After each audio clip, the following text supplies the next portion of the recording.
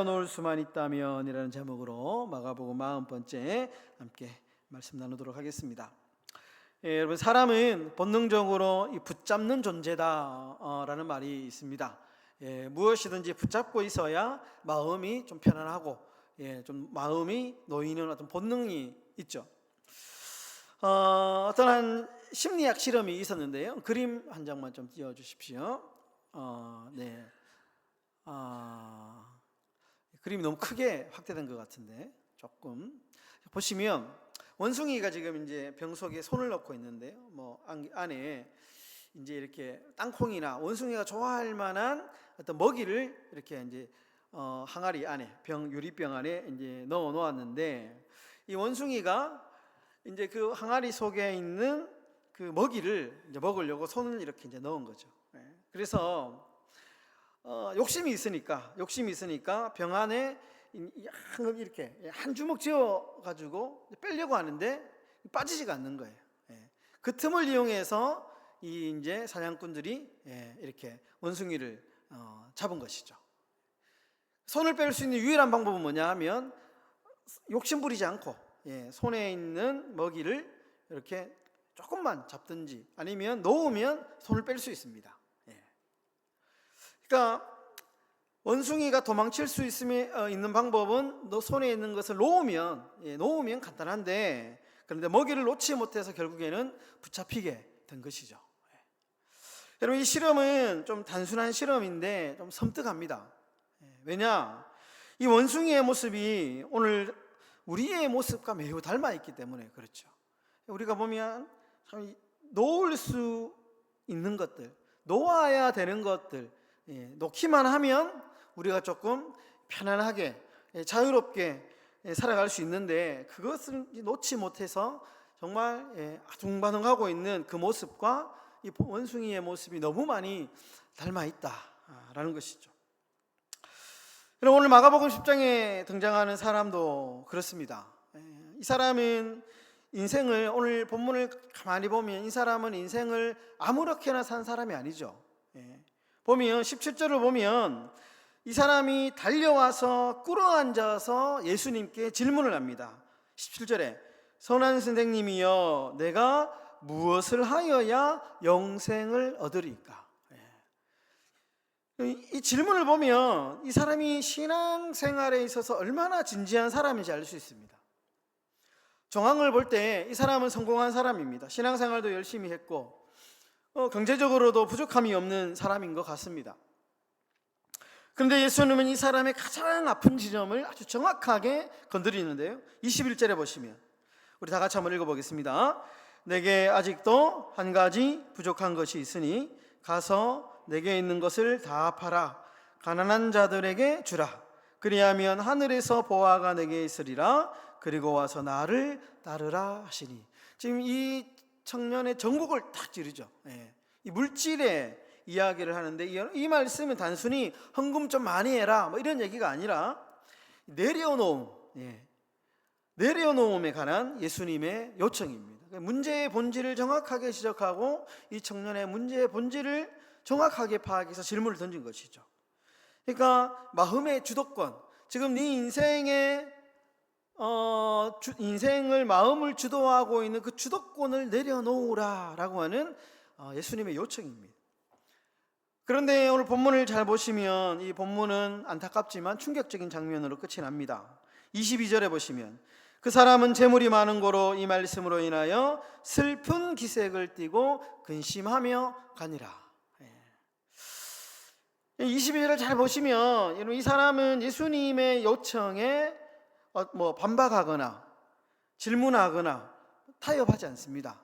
예수님의 단순한 그 질문에 네가 가지고 있는 그 많은 것 내려놓고 나를 따라와라 라고 했을 때 그저 슬픈 얼굴을 띠고 근심하며 떠나갔다. 왜냐하면 내려놓으라고 한 그 물질이 이 청년에게는 인생의 전부였기 때문에 그런 것이죠. 그래서 근심이 될 수밖에 없었습니다. 여러분, 이 장면은 성경의 이야기만은 될 수 없습니다. 남의 이야기가 아니죠. 오늘 이 땅을 살아가는 우리의 이야기입니다. 우리는 여전히 예수님을 사랑합니다. 이 청년처럼 정말 신앙에 대한 열정도 있고요. 어떻게 하면 우리가 정말 신앙생활 잘하면서 믿음 생활 잘하면서 예수님 닮아갈 수 있을까 고민하면서 신앙생활을 하죠. 예수님을 사랑하고 사랑해서 예배도 잘 드리고 사랑해서 우리가 정말 귀한 물질도 헌금도 하고 봉사도 하고 정말 희생하며 그렇게 신앙생활을 합니다. 그런데 여러분, 예수님께서 가장 소중한 것을 내려놓으라고 말씀하실 때 이 질문 앞에서 어쩌면 우리는 이 청년의 모습이 보일 때가 있다라는 겁니다. 여러분, 내려놓는다는 게 말처럼 쉽지 않습니다. 이게 뭐 말이 쉽지 그게 결코 쉬운 게 아니죠.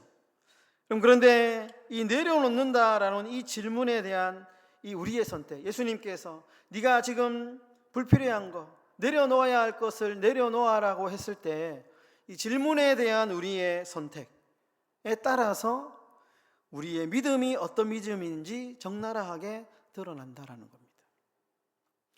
그럼 이 부자 청년은 영생을 원했습니다. 영생에 관해서, 구원에 관해서 굉장히 진지한 사람이었습니다. 그런데 문제는 자신이 그토록 관심 가졌던 이 구원의 문제, 영생의 문제보다 더 사랑하는 것이 있었는데 그것이 바로 돈이었다, 물질이었다라는 겁니다. 그래서 자기가 붙잡고 있던 이 돈을 선택하며 근심하며 떠나갔습니다. 주님은 오늘 말씀을 통해서 우리가 내려놓아야 될 이유, 왜 주님은 자꾸 내려놓으라고 하는가에 대해서 오늘 진지하게 본문은 우리에게 말씀을 하고 있는데요. 첫 번째로 우리가 붙잡고 있는 것이 하나님의 자리를 대신할 때에 주님은 내려놓으라 그렇게 말씀합니다. 여러분, 이 부자 청년의 문제는 재물이 많다는 게 문제가 아닙니다. 재물이 많은 게 문제가 아니고 이 재물이 자기 인생에 하나님보다 더 위에 있다라는 것이 문제였던 겁니다. 이 청년은 계명을 잘 지켰습니다. 보시면 예수님께서 영생을 얻기 위한 이 질문 앞에 예수님께서 율법의 여러 가지 이야기를 하죠. 그러니까 내가 어릴 때부터 그거 다 지켰다 이렇게 합니다. 이것도 쉽지 않죠. 계명도 잘 지켰고 도덕적으로 흠이 없어 보입니다.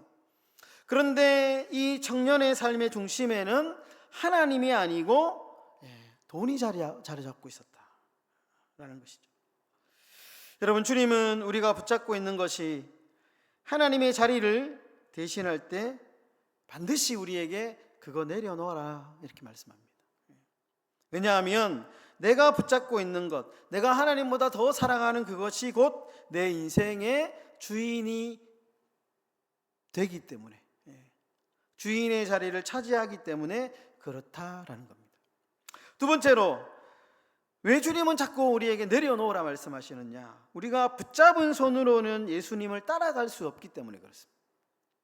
21절 말씀인데요, 21절에 보시면 예수께서 그를 보시고 사랑하사 이르시되 내게 아직도 한 가지 부족한 것이 있으니 가서 내게 있는 것을 다 팔아 가난한 자들에게 주라. 그리하면 하늘에서 보화가 내게 있으리라.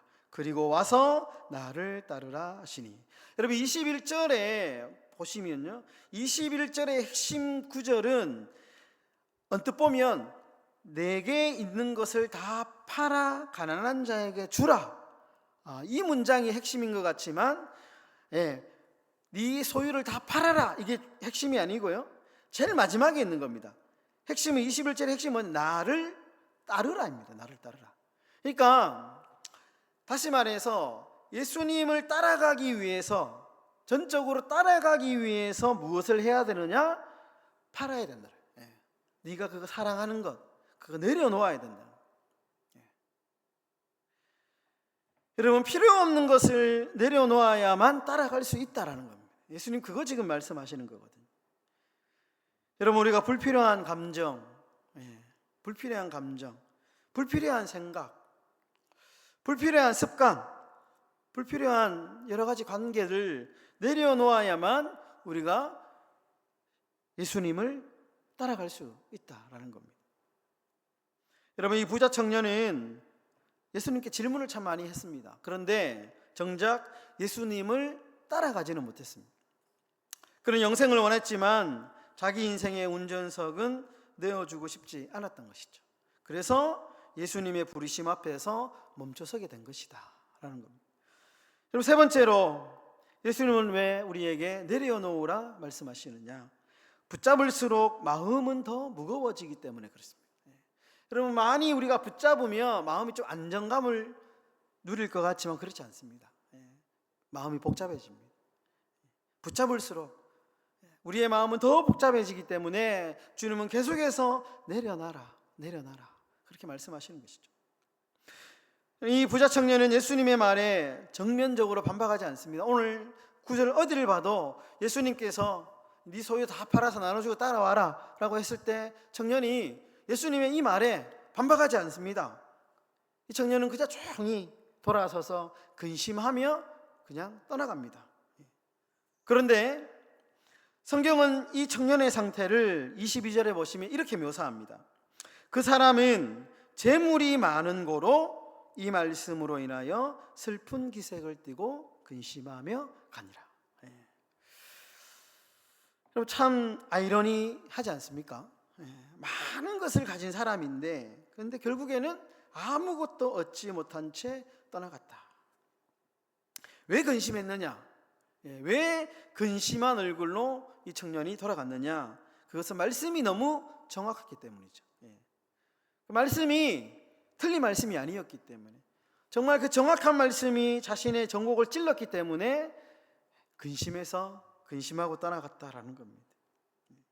그럼 성경은 분명히 말합니다. 붙잡을수록 자유로워지는 것이 아니고 붙잡으면 붙잡을수록 더 인생의 짐은 무거워진다. 대표적으로 히브리서 12장 1절에 보시면 우리가 잘 아는 너무나도 유명한 말씀이죠. 이러므로 우리에게 구름같이 둘러싼 허다한 증인들이 있으니 모든 무거운 것과 얽매이기 쉬운 죄를 벗어버리고 인내로서 우리 앞에 당한 경주를 하며. 그러니까 우리에게 있는 무거운 것, 얽매이기 쉬운 것들을 내려놓지 않으면 우리가 우리 앞에 놓여 있는 인생의 경주, 믿음의 경주를 끝까지 달릴 수 없다라는 거예요.